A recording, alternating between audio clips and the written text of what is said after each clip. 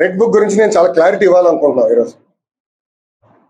నా ప్రతి స్పీచ్ చూడండి, ఎవరైతే చట్టాలు ఉల్లంఘించి కార్యకర్తల్ని ప్రజల్ని ఇబ్బంది పెట్టారో వాళ్ళని నేను వదిలిపెట్టాను అని స్పష్టంగా హామీ ఇచ్చాను.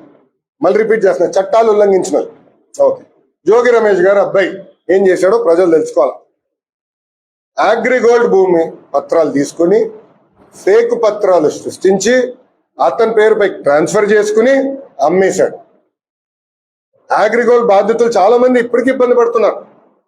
వాళ్ళకి రావాల్సిన డబ్బులు ఇంకా చాలా ఉన్నాయి. అగ్రిగోల్డ్ భూముల పైన ఫేక్ పత్రాలు సృష్టించి అమ్మేశాడు, డబ్బులు సంపాదించాడు. అంటే యాక్షన్ తీసుకోకూడదా? తెలుగుదేశం, జనసేన, భారతీయ జనతా పార్టీ ప్రభుత్వం రేపు లిక్కర్లో కూడా యాక్షన్ తీసుకుంటాం, ఇసుక దండాల్లో కూడా యాక్షన్ తీసుకుంటాం. అంటే అడ్డగోలుగా ప్రజల భూమి దోచేసినా మేమేం పట్టించుకోకూడదా?